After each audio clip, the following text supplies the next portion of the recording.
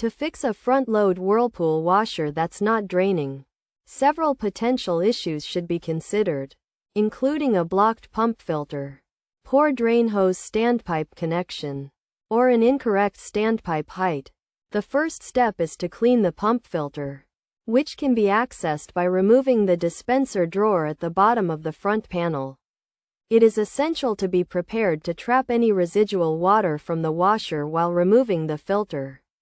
The filter should then be unscrewed from the washer, cleaned and rinsed with plenty of water, and screwed back into place. Once this is done, the dispenser drawer can be refitted.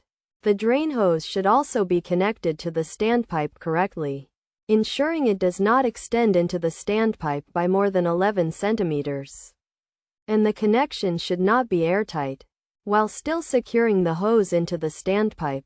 Additionally, the standpipe height should be adjusted, with the correct installation requiring a minimum height of 76 centimeters from the washer's base, to prevent siphoning, and avoiding excessive height to prevent backflow. By following these steps, a front-load Whirlpool washer that's not draining can be fixed.